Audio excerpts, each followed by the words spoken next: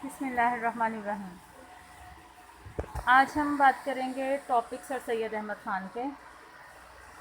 سر سید احمد خان کی تعلیمی، سیاسی، سماجی، مذہبی خدمات کے بارے میں۔ تو آپ جانتے ہیں سر سید احمد خان تحریک علی گڑھ کے بانی تھے۔ آپ 17 اکتوبر 1817 کو دہلی میں پیدا ہوئے۔ ان کا خاندان شاہ ولی اللہ محدث دہلوی کے خاندان سے قریبی تعلقات رکھتا تھا۔ سر سید احمد خان نے انگریز کمپنی کی ملازمت اختیار کی۔ جنگ آزادی کے دوران وہ بجنور میں صدر امین کے عہدے پر فائز تھے۔ انہوں نے انگریز کے ساتھ وفادار رہنے کا فیصلہ کیا۔ جنگ میں بہت سے انگریزوں کی جانیں بچائیں، اس وجہ سے انگریز حکومت بھی آپ پر اعتماد کرتی تھی۔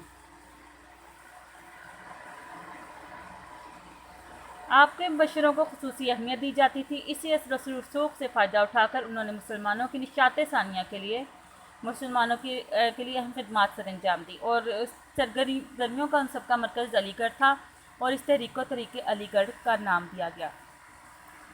سر سید احمد خان نے جب 1857 کی جنگ آزادی کے بعد مسلمانوں کے حالات کو دیکھا تو کہ مسلمان کے حالات بہت ہی مایوس کن تھے۔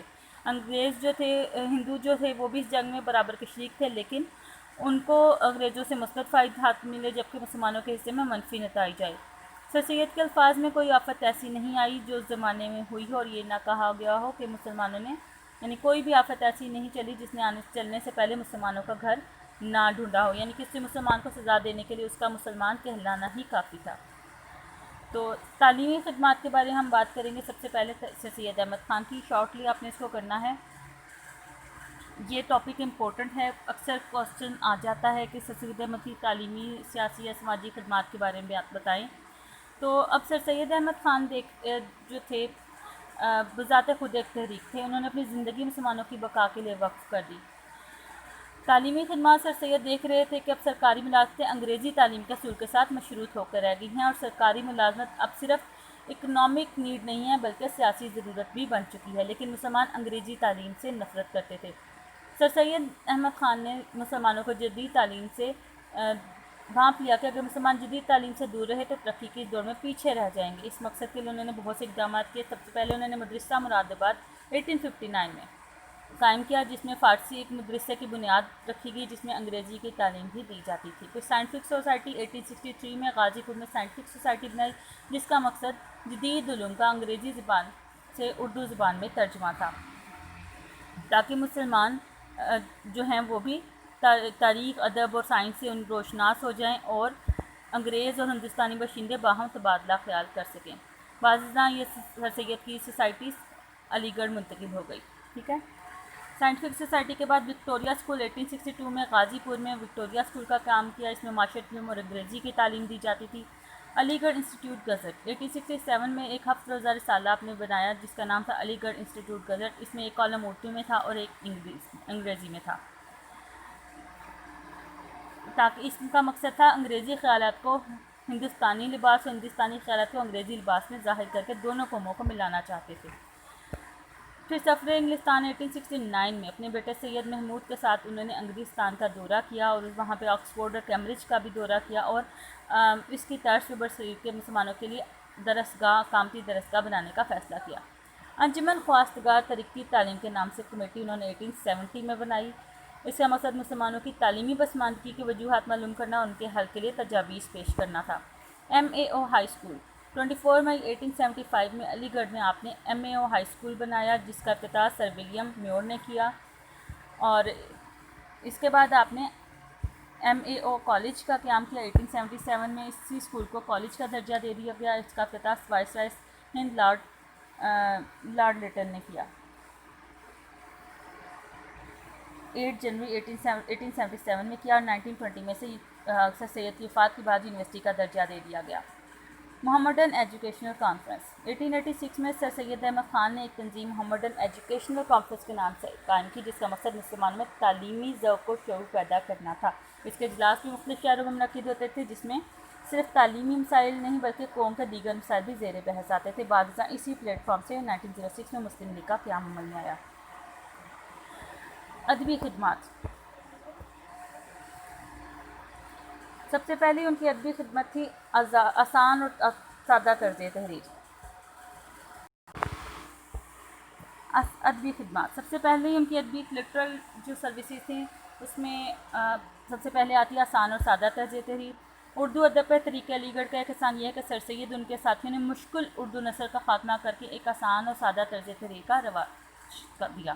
اردو کا دفاع، 1867 میں بنارس کے ہندوؤں نے جب اردو زبان کو ختم کر کے ہندی رائج کرنے کا مطالبہ کیا تو سر سید کے خیالات میں تبدیلی واقع ہوئی، ان پر ہندو قوم کا تعصب واضح ہو گیا اور سید نے ان کے ساتھ اردو زبان کا دفاع کیا اور اسے ہندوؤں کے تعصب سے بچایا۔ مفید کتب کا اردو ترجمہ، 1863 میں غازی پور میں سر سید نے سائنٹیفک سوسائٹی قائم کی جس نے سائنس، ادب، تاریخ، بہت سی کتابوں کا اردو میں ترجمہ کیا، یعنی جدید کتابوں کا اردو ترجمہ کیا جس سے ہندوستان کا اردو پڑھا لکھا طبقہ فائدہ اٹھا سکے۔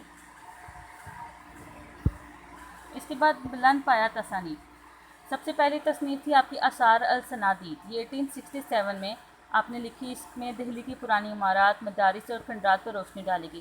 1861 میں اس کا فرانسیسی میں ترجمہ کیا گیا۔ دوسرا رسالہ اسباب بغاوت ہند، رسالہ اسباب بغاوت ہند اس کتاب کے ذریعے سے سید احمد خان نے 1857 کے جنگ آزادی کے اسباب بیان کیے۔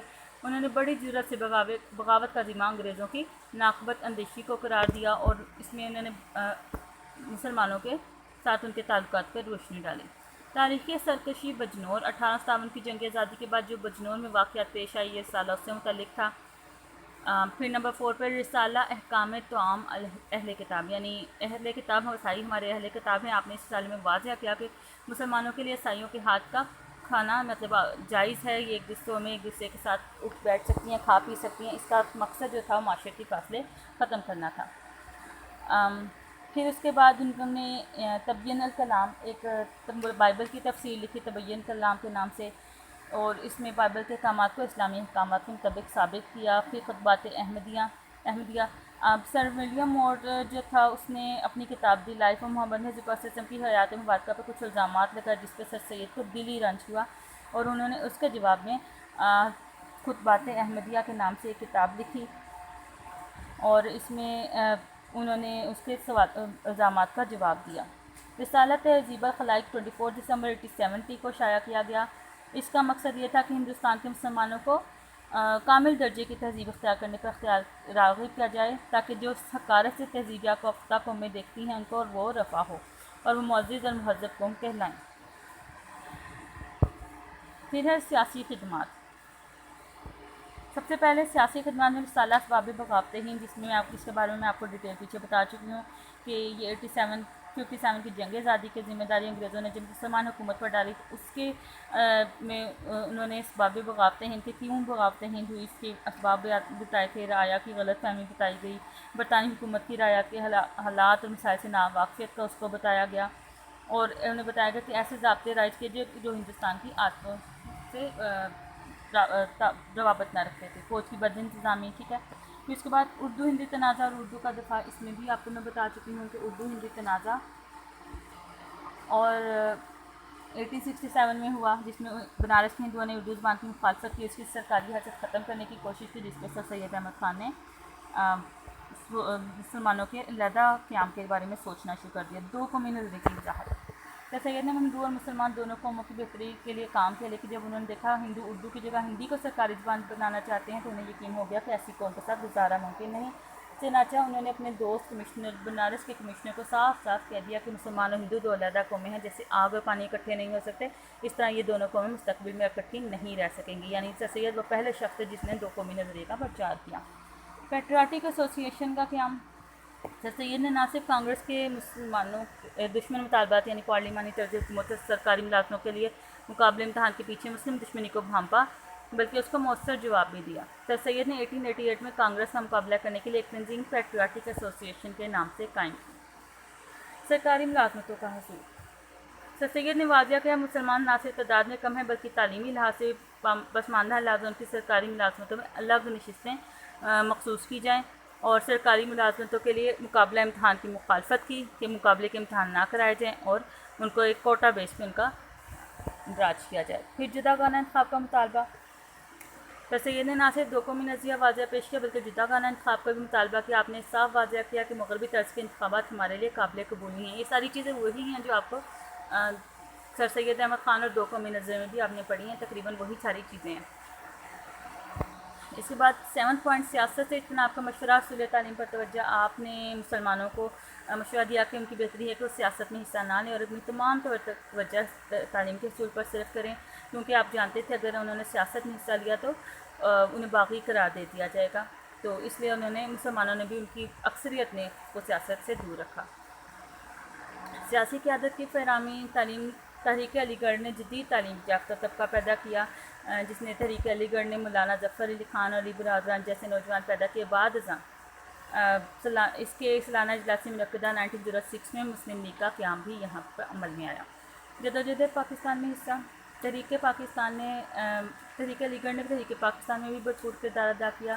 انہوں نے ہندوستان کے کونے کونے میں مسلم لیگ کا پیغام پہنچایا اور مسلمانوں کو پاکستان کی اہمیت سے آگاہ کیا۔ مذہبی خدمات۔ اب ہم بات کریں گے سر سید احمد خان کی مذہبی خدمات کی۔ قرآن پاک کی تفسیر، یعنی سر سید نے 7 جلدوں پر مشتمل قرآن پاک کی تفسیر لکھی، جس میں انہوں نے ثابت کرنے کی کوشش کی کہ اسلامی تعلیمات ہر لحاظ سے جدید سائنٹیفک نظریات سے مطابقت رکھتی ہیں اور اسلام عقل اور سائنس کے عین مطابق ہے۔